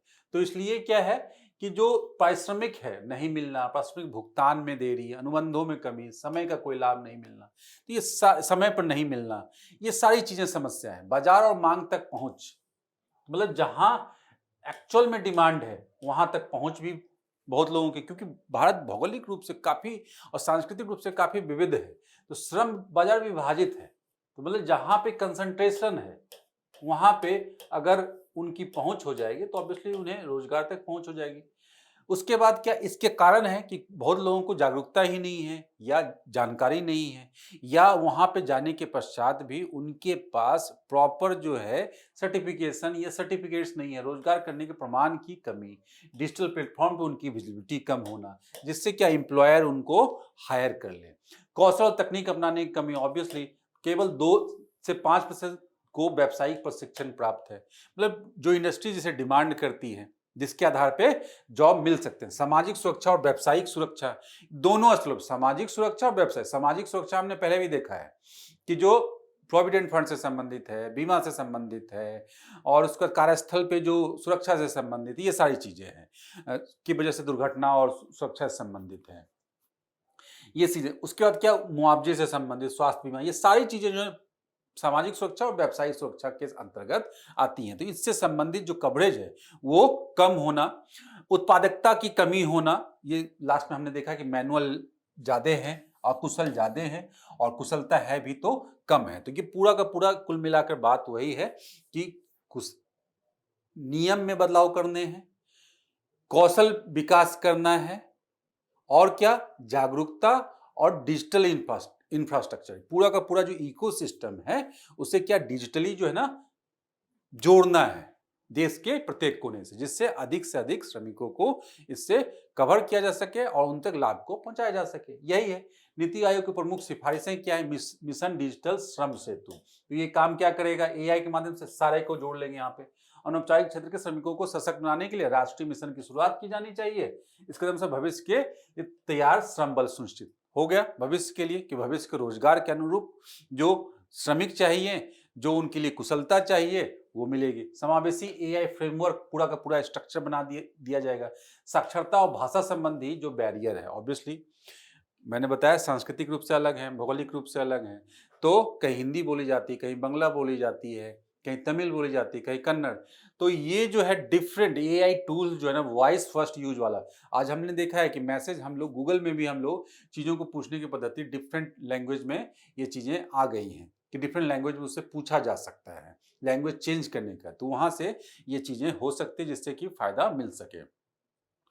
हितधारक सहभागिता, राज्यों और सामुदायिक नेटवर्क के माध्यम से स्थानीय स्तर पर योजनाओं का क्रियान्वयन किया जाना, और बिल्कुल सारे पक्षों को मिलाकर और मौजूदा डिजिटल योजनाओं का एकीकरण करना। मतलब सारे जो योजनाएं हैं जैसे ई श्रम और उद्यम जैसे प्लेटफॉर्म, ई श्रम किसके लिए होता है, ई श्रम इंडिविजुअल के लिए होता है, कोई भी जाकर यहाँ पे रजिस्टर कर सकता है, मतलब जो काम करने को इच्छुक है। और ये जो उद्यम है पोर्टल है वो एमएसएमईज के लिए है, वो एमएसएमईज के लिए। तो समझ गए, एम्प्लॉय और एम्प्लॉयर दोनों के लिए ये बना दिया गया है। अब जो इतनी बात की गई, थोड़ा उसके बारे में बात कर लेते हैं कि एआई की मदद से अनौपचारिक क्षेत्र की आजीविका में बदलाव लाना। क्या क्या ये है पक्ष हैं इसके, कि विश्वास की कमी को दूर किया जा सकता, कैसे कि सत्यापित डिजिटल प्रमाण पत्र से श्रमिकों को समय पर सभी लाभ मिल पाएंगे। सर्टिफाइड, सारे कॉपी को सर्टिफाइड किया जा सकता है जो भी लाभ दिए जाने हैं। उसके बाद का डिजिटल प्रमाण पत्र, श्रमिकों के लिए पहचान पत्र और सामाजिक सुरक्षा योजना को सुनिश्चित करना। अगर डिजिटली सारी चीजें होने लगी तो जो कहीं ना कहीं फ्रॉड की समस्या है, फॉर्ज करने की समस्या है, या उनके शिक्षा की कमी के कारण, अवेयरनेस के कारण उन्हें बेवकूफ बनाने की समस्या है, वो सब चीजों से बचा जा सकता है। स्मार्ट कॉन्ट्रैक्ट मतलब जो उनके कॉन्ट्रैक्ट से संबंधित जो नियम कानून उसमें पारदर्शिता होगी, क्योंकि क्या है वो स्वचालित और पारदर्शी तरीके से पारिश्रमिक वितरण प्रणाली लागू किया जा सकता है। व्यक्तिगत लर्निंग क्या है, आप खुद भी आज के समय में अवेलेबल है कि एआई से इंग्लिश बोलना सीख सकते हैं, एआई से, और कम कीमतों में। आप देखोगे ये मैंने एक छोटा सा एग्जाम्पल दिया कि इस तरह के डिफरेंट ऐप आ गए हैं जो कम से कम पैसे में, इसी तरह से डिफरेंट और जो इंडस्ट्री के लिए आवश्यक जो कुछ कौशल है वो एआई के मदद से आसान हो रहे हैं। तो इसी तरह से लर्निंग आसान हो रही है। स्मार्ट वेयरेबल्स मतलब जो आप पहन रहे हैं, जैसे कि हम स्मार्ट वॉच पहन रहे हैं और चीजें जो है ना, जिससे क्या है कि हमारा परिश्रम को कम करना और कार्य क्षमता में सुधार लाया जा सकता है। प्रिसीजन फार्मिंग, अब ये देखिए प्रिसीजन फार्मिंग का एक रूप, प्रिसीजन फार्मिंग, उसमें क्या है एआई और इंटरनेट ऑफ थिंग्स। मतलब क्या, आप सब कुछ इंटरनेट से अपने घर में एक स्थान पर बैठे बैठे कंट्रोल कर सकते हैं, इसी को आईओटी बोला जाता है। और एआई प्लस उसमें मिला दिया गया, तो डिफरेंट सारे डेटा भी इससे लिया जा सकते हैं, डेटा लिए जा सकते हैं। और पूरा का पूरा एग्रीकल्चर जैसी एक्टिविटी जिसमें बहुत सारे अधिक से अधिक रोजगार की आवश्यकता, लोगों की रोजगार की आवश्यकता थी, वहां भी इस तरह की चीजों को, टेक्नोलॉजी को लाकर क्रांतिकारी परिवर्तन किया जा सकता, मतलब उत्पादकता बढ़ाया जा सकता है। तो उससे अधिक रोजगार भी बनेंगे, रोजगार जाएंगे नहीं बल्कि रोजगार बढ़ सकता है। तो ये पॉजिटिव इंपैक्ट हो सकता है यहाँ पे। तो उसके लिए आवश्यक है कि टेक्नोलॉजी के साथ जो है स्किलिंग करनी होगी नई टेक्नोलॉजी के साथ, तो ये चुनौती हो सकती है। चलिए, साइंस एंड टेक्नोलॉजी से संबंधित ही important in vitro gametogenesis. In vitro gametogenesis हमने क्या पढ़ा है अभी, इन विट्रो फर्टिलाइजेशन हमने सुना है कि प्रयोगशाला में प्रजनन की प्रक्रिया जो प्राकृतिक रूप से नहीं किया जाता है, यहां पे नई प्रक्रिया इन विट्रो गैमेटाइजेशन, आईबीजी शोधकर्ताओं ने मानव त्वचा कोशिकाओं से निषेचन योग्य अंडाणु विकसित किया है। गैमेट, यही जाके इनका जो है फिर से ये जो गैमेट है इसमें क्या, एक अंडाणु और एक शुक्राणु, ये मिलकर ये फुल कोशिका बनाते हैं, जो कि रिप्रोडक्शन के लिए आवश्यक होता है, प्रजनन के लिए आवश्यक, मतलब इससे जो है संतान की उत्पत्ति। यही है, इसमें दोनों मेल और फीमेल दोनों से, पुरुष और महिला दोनों से जो है ना ये चीजें आएंगी, यहाँ पे गुणसूत्र आएंगे और वो मिलकर जो है फिर से एक संतान की उत्पत्ति करेंगे। यही प्रक्रिया है रिप्रोडक्शन सिस्टम में, हम लोगों ने पढ़ा है ये। तो यहाँ पे यही बताया जा रहा है कि ये जो अंडाणु है, ये फीमेल वाला पार्ट, वहां पे क्या मानव त्वचा कोशिकाओं में निषेचन योग्य अंडाणु विकसित किया गया। ये मानव त्वचा से ये विकसित किया जा सकता है। मतलब अभी जो समस्या है बदलते समय के साथ, खान पान की आदतों के साथ, जो समस्या है कि जिसके कारण कि संतान की उत्पत्ति या प्रोडक्शन में समस्या, रिप्रोडक्शन में समस्या, उससे संबंधित जो समस्या हो रही है, जिसको निपटाने के लिए मैंने एक उदाहरण दिया यहाँ पे, आईवीएफ की तकनीक का इस्तेमाल किया जाता है, इन विट्रो फर्टिलाइजेशन टेक्नोलॉजी, जिसमें क्या है कि शुरुआत के 4 दिन की प्रक्रिया कहाँ की जाती है, लैब में की जाती है। उसके बाद उस जो युग्मक है, जो गैमेट बनता है अंडाणु शुक्राणु के मिलने से, उसे फिर से वो फीमेल के भ्रूण में डाला जाता है, ओवरी में डाला जाता है, वहां से आगे की प्रक्रिया प्रारंभ होती है। तो लेकिन शुरू की जो प्रक्रिया है वो इंपॉर्टेंट होती है, क्रूशियल होती है, तो उस टेक्नोलॉजी जो कि लेबोरेटरी में होती है, जो कि एक्सपर्ट की क्या देख रेख में होगी, वो प्राकृतिक नहीं है। क्यों? क्योंकि वो गर्भ में नहीं है। ये प्रक्रिया हम लोग इसके बारे में सब कुछ जानते हैं। ये प्रक्रिया जो है उससे भी एक कदम आगे है। आईवीएफ में क्या था? आईवीएफ में यही था ना कि 5 डेज तक बाहर रखना और उसके बाद उसे ट्रांसप्लांट कर देना, यहाँ पे यही है। तो उसमें आवश्यकता क्या होती थी? अंडाणु चाहिए, शुक्राणु चाहिए। अगर अंडाणु ना हो तो डोनर का चाहिए, यही है, एक अंडाणु चाहिए। लेकिन यहां पे क्या, जब अंडाणु नहीं है तो उसी स्किन सेल से ही उसे बनाया जा सके, जिससे क्या है, गैमेट, युग्मक बनाया जा सके। तो हमने मतलब समझा, हम समझ सकते हैं अब कि आईवीएफ से आगे की तकनीक है ये आईबीजे।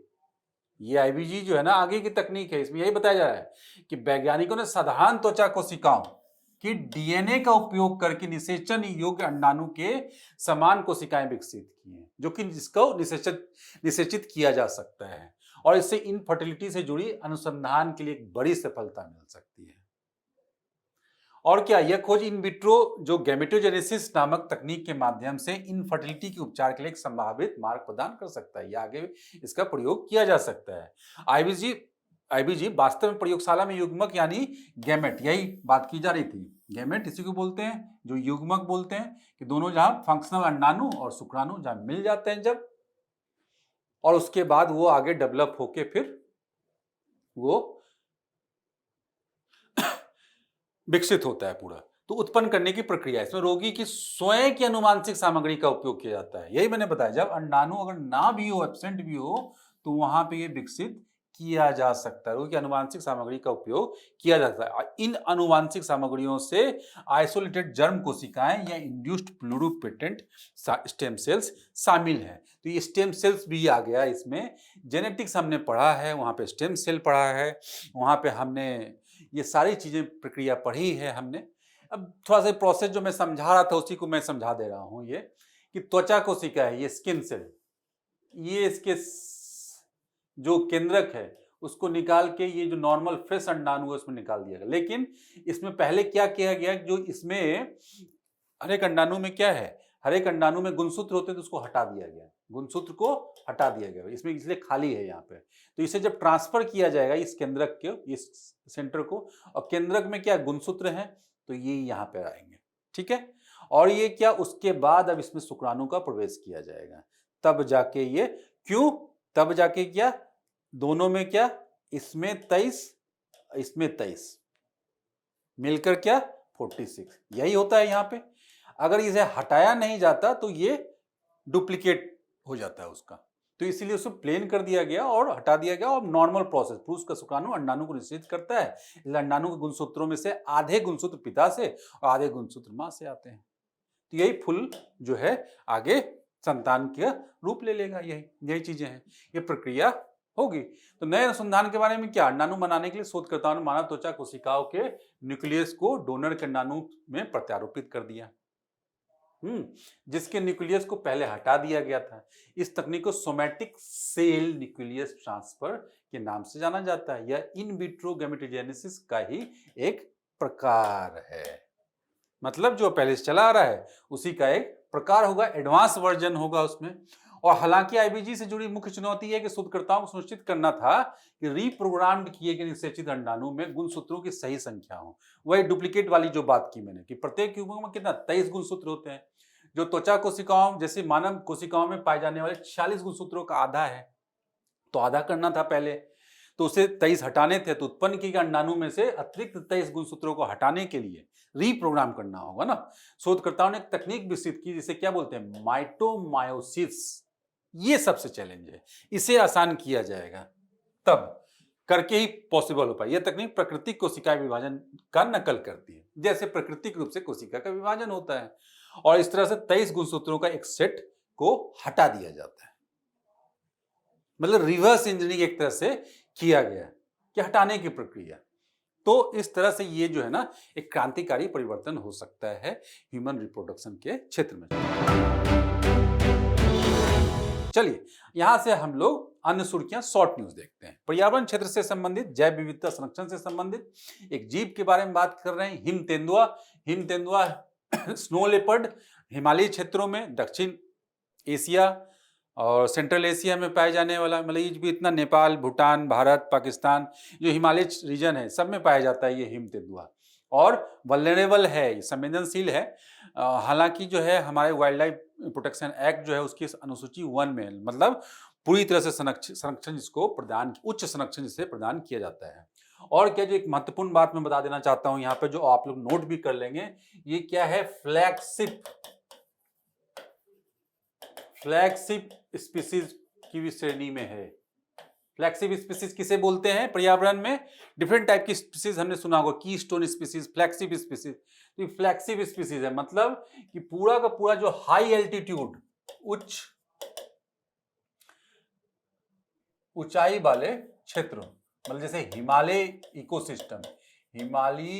इकोसिस्टम के संरक्षण के लिए क्या है, ये पोस्टर बॉय के रूप में यूज किया जाता है। मतलब इसे एक क्या, प्रमुख जीव के रूप में, एक फ्लैगशिप स्पीसीज के रूप में यूज किया जाता है। मतलब अगर इसकी संख्या ठीक ठाक है तो उस इकोसिस्टम की संख्या भी ठीक है, मतलब वहां भी चीजें सतत रूप से ठीक चल रही हैं। तो इसलिए इसका संरक्षण जो है ना आवश्यक हो जाता है कि हिमालय संरक्षण, और इसके विकास की दर बताती है कि हिमालयन इकोसिस्टम किस रफ्तार से चल रही है।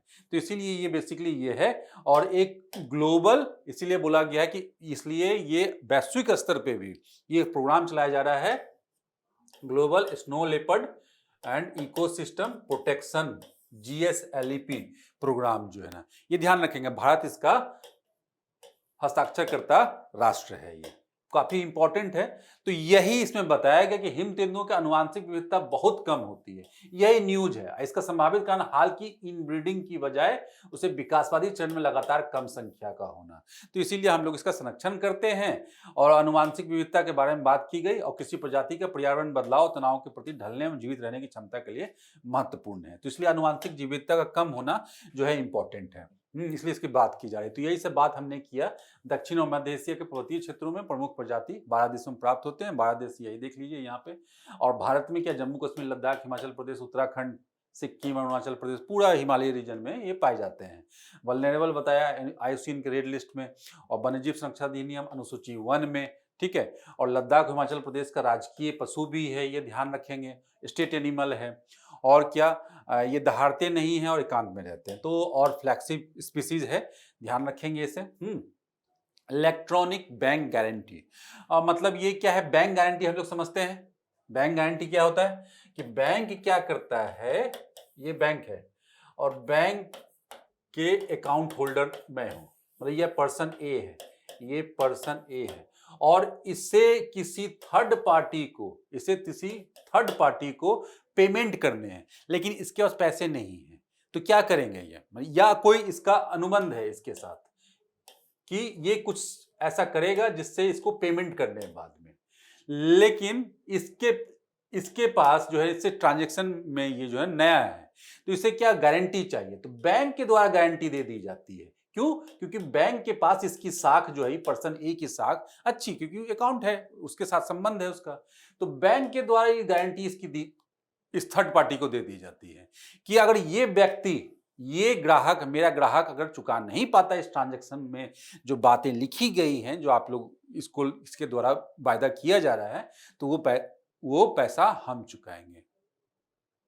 ठीक है, तो इसे बोलते हैं बैंक गारंटी। अभी तक ये क्या होता था, पेपर पे होता था, बैंक BR लिख कर दिया जाता था, बैंक गारंटी लिखकर बैंक गारंटी दी जाती थी अपने ग्राहकों के बदले, ग्राहकों के लिए किसी थर्ड पार्टी को बैंक के द्वारा। सामान्य ये बिजनेस वर्ल्ड में ये सामान्य है। अब इसी बात को यहाँ पे क्या कर दिया गया, ई रूप में, मतलब डिजिटल बैंक गारंटी की बात हो रही है। तो यही क्या किया गया, बस यही न्यूज है और कुछ नहीं है।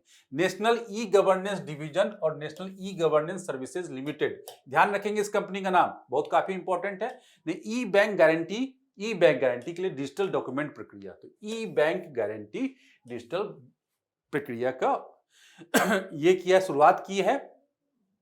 और national e governance service limited Bharat की पहली इंफॉर्मेशन यूटिलिटी है, और ये किसके अंतर्गत है, insolvency and bankruptcy board of India यहां पंजीकृत है। तो ये स्टेटमेंट डायरेक्ट आ सकते हैं, तो यही है बाकी। और इसमें परिभाषा दी गई कि बैंक गारंटी क्या होती है, और इलेक्ट्रॉनिक बैंक गारंटी के बारे में किसने कागजी दस्तावेज के रूप में बैंक गारंटी जारी करने की पारंपरिक प्रक्रिया को जगह ले लिया है, कि अब उससे कागजी प्रक्रिया करने में समय भी लगता था और ये समस्या भी होती थी। और क्या ये एक तरह से वित्तीय साधन के रूप में यूज किया जा सकता है, कि कहीं भी आप यूज कर सकते हैं, फाइनेंशियल इंस्ट्रूमेंट है ना, तो आप कहीं भी व्यापार के लिए यूज कर सकते हो, कि बैंक की गारंटी है आपके पास, सबको तो मिलेगी नहीं। ठीक है, चलिए देखते हैं agri enics program. Agri enics मतलब एग्रीकल्चर और इकोनॉमिक्स। तो एग्रीकल्चर के क्षेत्र में जो भी अनुसंधान में, रिसर्च डेवलपमेंट, प्रौद्योगिकी का विकास, जो ये सब चीजें हैं वो करने की बात इसमें की जाई है, जो कि व्यावसायिक उपयोग से संबंधित था। ये किसके द्वारा किया गया है, ministry of information and technology, electronics information technology के द्वारा चलाया जाने वाला एक राष्ट्रीय कार्यक्रम है, जो कृषि और पर्यावरण के क्षेत्र में प्रौद्योगिकियों के विकास से संबंधित है, कि विकास, अनुसंधान और उसको लागू करना, उसका प्रदर्शन करना, उसका व्यावसायिक उपयोग से संबंधित है, मतलब पूरा का पूरा इंफ्रास्ट्रक्चर इकोसिस्टम डेवलप किया जाना। तो यही चीज है। और क्या है, इस centre for development and advance computing Kolkata द्वारा नोडल एजेंसी के रूप में। तो देश में क्या है, टेक्नोलॉजी के संदर्भ में काफी इंपॉर्टेंट ऑर्गेनाइजेशन है, ध्यान रखेंगे। इसका हेडक्वार्टर भी बता दिया गया, Kolkata. Great green wall initiative कहां पे, अफ्रीका में। अफ्रीका में कहा, अफ्रीका के सहारा मरुस्थल, सहारा मरुस्थल या बोलेंगे साहेल क्षेत्र भी, जो सबसे सूखा क्षेत्र, मतलब ये अफ्रीका ऐसे करके ये अफ्रीका है, तो ये पूरा का पूरा यहां से लेकर यहां तक एक ये स्ट्रेच में क्या कर दिया गया, पेड़ लगा दिया जाए, ऐसा लोगों ने बोला। तो इससे क्या होगी कि ये जो सहारा मरुस्थल इधर बढ़ रहा है, मरुस्थलीकरण की प्रक्रिया वो रुक जाएगा। एक दूसरा, इतने सारे पेड़ एक साथ लगाए जाएंगे तो वहां का हाइड्रोलॉजिकल साइकिल चेंज हो जाएगी। दो, और क्या, इतने सारे पेड़ लगाने के लिए क्या लोगों की श्रम शक्ति की आवश्यकता होगी, तो उससे क्या लोगों को रोजगार मिलेगा, तो वहां पे क्या लोगों की गरीबी भी मिटेगी। ये सेनेगल, मोरितानिया, चाड, माली, ये ऐसे गरीब राष्ट्र यहाँ पे हैं, जो कि क्या अति चराई और सूखे के कारण, के मार के कारण क्या है, यहाँ पे पूरा का पूरा क्षेत्र जो है ना शुष्क बंजर हो चुका है, तो उसी को साहिल क्षेत्र है। तो वहीं पे ये प्रोग्राम चालू किया गया, ग्रेट क्या ग्रीन वॉल इनिशिएटिव, महत्वाकांक्षी लक्ष्य था ये, जिससे क्या कि मरुस्थलीकरण के प्रभाव को रोकना बढ़ने से, कुल मिलाकर यही था। तो पर्यावरणीय दृष्टिकोण से विश्व स्तर पर चलाए जाने वाला प्रोग्राम काफी एम्बिशियस प्रोग्राम है। तो इसमें यही था कि 2023 तक जो है ना 100 मिलियन हेक्टेयर जो डिग्रेडेड भूमि है, निम्नीकृत भूमि है, जो मरुस्थल बन चुका है या बनने के कगार पे है, उसको रीस्टोर करना है, और 250 मिलियन टन कार्बन को अवशोषित करेंगे, क्योंकि ग्रीन ट्री लगा देंगे, पेड़ लगा देंगे तो। और 10 मिलियन ग्रीन जॉब्स, अभी हमने ग्रीन जॉब्स की बात की थी, तो ये भी एक ग्रीन जॉब्स वाला जो है सेक्टर हो गया। और साहिल क्षेत्र में कृषि योग्य भूमि का विस्तार करना है, तो ऑब्वियसली मरुस्थलीकरण को रोक के क्या करेंगे, कृषि योग्य भूमि का ही विस्तार किया जा सकेगा। और जलवायु परिवर्तन, सूखा, अकाल, संघर्ष और प्रभाव के लिए प्रभावी समाधान खोजना। तो बेसिकली हुआ यही है कि ये जो प्रोग्राम चल रहा है, इसे काफी चैलेंजेस का सामना करना पड़ा है। चैलेंजेस का सामना क्यों करना पड़ रहा है, आप समझ सकते हैं कि एक ठीक ठाक अमाउंट में इसे क्या फंडिंग चाहिए, फंडिंग रुक जाती है। उसके बाद क्या जलवायु समस्या है कि यहाँ पे ये चीजें जो है ना, यहाँ पे लगातार यहाँ पे कोऑर्डिनेशन इम्पैक्ट नहीं है। मॉनिटरिंग, जो इतने पेड़ लगाए जा रहे हैं उसकी निगरानी की भी तो आवश्यकता है एक लंबे समय तक, क्योंकि ये हर यहाँ पे कोई ऐसा नहीं है कि जो क्या है कि क्लाइमेट या वर्षा सही है, वर्षा इधर क्या कम है इधर, तो वहां पे मेंटेनेंस से संबंधित समस्या भी है। तो ये सारे चैलेंजेस को ये फेस कर रहा है, लेकिन ये इनिशिएटिव पर्यावरण के दृष्टिकोण से काफी इंपॉर्टेंट है। चलिए नेक्स्ट क्या है short news, global electricity mid year insights 2025। Global electricity काफी इंपॉर्टेंट एनर्जी थिंक टैंक जो है एम्बर, उसकी रिपोर्ट है 2025 की। ये ध्यान रखेंगे, ऐसी रिपोर्ट काफी इंपॉर्टेंट होती है। जो बात करने जा रहा हूं कि हुआ क्या है कि पहली छमाही में क्या हुआ, कोयले के पीछे छोड़ते हुए नवीकरणीय ऊर्जा विश्व में सबसे बड़ी बिजली स्रोत बन गई है। ठीक है, कोई आश्चर्य की बात नहीं, देश में भी हमारे यहाँ जो नवीकरणीय ऊर्जा है वो लगभग आधा हो चुका है। तो इसी तर्ज पे हम लोग याद कर सकते हैं कि बड़ी अर्थव्यवस्थाओं जैसे क्या है चीन और भारत में क्या हुआ कि जीवाश्म ईंधन जो है ना, वहां पे क्या हुआ, उससे होने वाला जो बिजली उत्पादन वो बढ़ा है। हालांकि डिमांड भी बढ़ी है, लेकिन क्या हुआ, डिमांड की तुलना में जो नवीकरणीय ऊर्जा से होने वाला जो उत्पादन है वो भी बढ़ा है। तो इस कारण से जो है ना वो ये मतलब कुल जो नवीकरणीय ऊर्जा का उत्पादन है वो कम हो गया, मतलब अधिक हो गया है। और दूसरा क्या, उत्सर्जन कम हो गया है। क्यों, क्योंकि नवीकरणीय ऊर्जा ही बढ़ गई, डिमांड बढ़ी, तो डिमांड के तुलना में ये अधिक हो गया नवीकरणीय ऊर्जा, रिन्यूएबल एनर्जी। तो जिससे क्या हुआ, कुल जो होने वाला जो उत्सर्जन था ना, जो इमिशन था कार्बन उत्सर्जन, वो घट गया। यही बात की जा रही है। तो मतलब तेजी से विकास करे, तो ये पॉजिटिव न्यूज है। ये यही विश्व में बिजली की मांग 2.6% की वृद्धि के बावजूद उत्सर्जन कम हुआ है।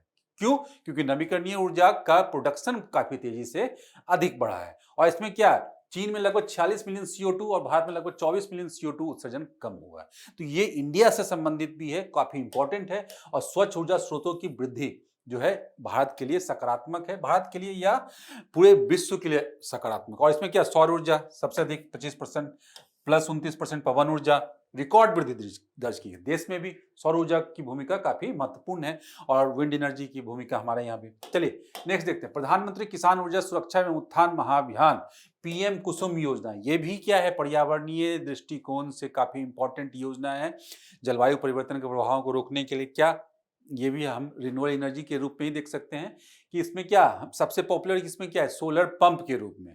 कि सोलर पंप लगाने के लिए सरकार के द्वारा प्रोत्साहन दिया जाता है इसमें। लेकिन सिर्फ सोलर पंप नहीं, जिससे क्या है कि खेत के स्तर पे जो डीजल का उपयोग किया जा रहा था, डीजल जला के पंप जलाया जा रहा था खेत पे, मतलब कृषि के कार्यों के लिए, उससे जो है ना रोका जा सके और वहां पे क्या सतत एक ग्रीन एनर्जी का प्रयोग किया जा सके। अगर पंप किससे चलाया जाएगा, रिन्यूएबल एनर्जी से, सोलर से चलाया जाएगा। तो एक तो ये घटक है ही कि हाँ, घटक भी स्टैंड अलोन सोलर कृषि पंपों की स्थापना करना, इस योजना का प्रधानमंत्री PM कुसुम योजना। लेकिन उससे भी इंपॉर्टेंट क्या है कि ये लघु सौर ऊर्जा संयंत्रों के माध्यम से 10,000 मेगावाट की सौर ऊर्जा क्षमता स्थापित करना, मतलब ग्राम स्तर पे, खेत स्तर पे ही इस तरह के छोटे छोटे प्लांट स्थापित किया जा सकते हैं, जिससे क्या सप्लाई दिया जा सके कृषि कार्यों को। तो अगर कम किया जा सके वहां पे डीजल की कीमत, ऑब्वियसली कम किया जा सकता है। और घटक सी क्या है, ग्रिड से जुड़े कृषि पंपों का सौरकरण करना, जिसमें फीडर स्तर का सौरकरण भी शामिल है। ठीक है, और मंत्रालय केंद्रीय नवीन और नवीकरणीय ऊर्जा मंत्रालय, और योजना कब शुरू की गई थी, 2019 में। ये सब फैक्चुअल चीजें हैं। और यहाँ भी चर्चा में क्यों था? तो चर्चा में इसलिए था कि ये जो आईएसए के माध्यम से जो पीएम कुसुम योजना है को बढ़ावा देने और विकासशील देशों में इसकी सफलता को लाभ प्रदान करने की योजना, मतलब अन्य विकासशील राष्ट्र में भी पीएम कुसुम योजना को पहुंचाया जा सकता है, जिससे भारत सरकार लाभान्वित हो सकती है। चलिए, प्लूटोनियम प्रबंधन और निपटान समझौता। तो ये बेसिकली क्या है? प्लूटोनियम न्यूक्लियर एनर्जी से संबंधित है और ये किसके साथ किया गया है? रूस की संसद ने निचले सदन संयुक्त राज्य अमेरिका के साथ प्लूटोनियम प्रबंधन और निपटान समझौता से हटने के प्रस्ताव को मंजूरी दी है। कौन? रूस और यूएसए की बात की जा रही है। और क्या गौरतलब है कि रूस ने 2016 में अमेरिकी प्रतिबंधों का हवाला देते हुए इस समझौते को कार्यान्वयन को निलंबित कर दिया था। तो कुल मिलाकर क्या है, जो पहले का समझौता था वो खत्म होने पे है। क्या ये समझौता क्या वर्ष 2000 में हस्ताक्षर किया गया था। अमेरिका और रूस दोनों ने अपने पास रखे जो वेपन्स ग्रेड प्लूटोनियम है, ये हमने सुना है कि वेपन्स को कम करने की बात की गई थी, न्यूक्लियर वेपन्स की बात की गई। और तो दोनों देशों ने क्या किया, दोनों जो शक्ति संपन्न राष्ट्र थे, न्यूक्लियर शक्ति संपन्न राष्ट्र थे, उन्होंने समझौता किया कि आप भी कम करो, हम भी कम करेंगे। तो यही बात हो रही थी यहाँ। वेपन्स ग्रेड प्लूटोनियम में से प्रत्येक को कम से कम 34 मीट्रिक टन इस तरह से निपटान करने के लिए बाध्य करता है कि वापस इसका उपयोग नहीं किया जाए। प्लूटोनियम क्या है? ये रेडियो एक्टिव सामग्री है जिसकी परमाणु संख्या कितना? 94 है। ये सब हमें याद रहे ना रहे, लेकिन ये ध्यान रखेंगे कि न्यूक्लियर ये एनर्जी का मेन स्रोत है यहाँ पे और प्राकृतिक रूप से पाया जाने वाला सबसे भारी तत्व है। और निपटान लक्ष्य क्या? प्लूटोनियम का अधिक सुरक्षित रूप से परावर्तित करना ईंधन रिएक्टर विकिरण। ठीक है, तो ये ध्यान रखेंगे, इंपॉर्टेंट है। ठीक है, अंत में हम लोग देख लेंगे एक स्थल सुर्खियों में रहा स्थल क्या है। सुर्खियों में रहा स्थल म्यांमार की राजधानी नापे तो, है ना, नापे तो बोलते हैं इसे, नापे TAW होता है, ये TAW ध्यान रखेंगे, ये पूरा अब लिखोगे ना TAW, नापे तो। क्यों चर्चा में है? कि म्यांमार की सेना ने क्या क्या प्रदर्शनकारियों पे बम गिराए हैं। आप हम लोग को ध्यान होगा कि जो म्यांमार है ये हमारी सीमा से हम लोग देख सकते हैं। यहाँ पे थोड़ा सा सीमा देख लेंगे, ये बांग्लादेश है, नॉर्थ ईस्ट में हम लोग देख सकते हैं ये त्रिपुरा, ये मिजोरम, ये मणिपुर, नागालैंड, इस तरह अरुणाचल प्रदेश, ये म्यांमार कैसे है। ये सितवो एयरपोर्ट है, कलादान मल्टी मॉडल जो परियोजना है ये ऐसे ही चल रही है यहाँ पे। ये रखीने प्रांत हमने पहले भी पढ़ा है करंट अफेयर में, और ऐसे यहाँ कनेक्ट कर दिया जाएगा ये कलकत्ता पोर्ट को। यहाँ पे ये थोड़ा ऊपर बना दिया मैंने, ये यहाँ बनाएंगे, हाँ इंडिया में, ठीक है, ऐसे बना दिया जाएगा। तो ये हमारे नज़दीकी राष्ट्र है यहाँ पे। तो यहाँ पे कुछ चीज़ें हो रही हैं डेवलपमेंट, तो हमें ध्यान रखना आवश्यक है। तो म्यांमार की राजधानी म्यांमार इसलिए चर्चा में है, तो इसके बारे में हमने ज्योग्राफी हम लोग देख लेते हैं। क्या पड़ोस राष्ट्र है ये, मतलब भारत, चीन, और उसके बाद क्या यहाँ पे इसमें मतलब ये साउथ ईस्ट एशियन नेशन में देख लेते हैं हम लोग। आसियान कंट्री में ये थाईलैंड, लाओस और ये वियतनाम, ये सब कंट्री जो है ना इसके पड़ोसी राष्ट्र हैं यहाँ पे। और हमने देख ही लिया वो सितवे पोर्ट और कलादान जो है मल्टी मॉडल प्रोग्राम को। और उसके बाद क्या भौगोलिक विशेषताएं क्या है? भौगोलिक विशेषता हम लोग देखेंगे। यहाँ पे देखिए एक हक्का राबो राजी, एक सबसे ऊंचा पर्वत यहाँ पे चोटी है इसकी, माउंट हक्का काबो राजी, ये ध्यान रखेंगे यहाँ पे। उसके बाद क्या है कि यहाँ पे मैपिंग में हम लोग देख लेंगे यहाँ पे ये अराकान योमा, अराकान माउंटेन हम लोग सुनते हैं हम लोग, जो कि हमारे नॉर्थ ईस्ट से होते हुए अराकान हिल्स और चीन हिल्स, तो ये नॉर्थ ईस्ट से होते देखिए नगा हिल्स तक ये पूरा कनेक्शन है, ये नीचे तक जाएगा, ये नीचे तक, ये ऐसे नीचे तक इसका विस्तार है। और इसी के ऊपर में जो ऊपर निकल गए हैं ये इसी का विस्तार है, अंडमान निकोबार यहाँ पे आइलैंड वगैरह नीचे ऐसे देखते हैं हम लोग। और इसके बाद नदियां हैं बहुत सारी, यांगोन, चिंदमिन, ये सब जो है नदियां हैं, इरावदी, चिंदमिन, सितांग, सालमिन, यांगोन, ये सब काफ़ी इंपॉर्टेंट नदियां हैं। सान प्लेटू एक देख सकते हैं जो चीन तक विस्तृत है।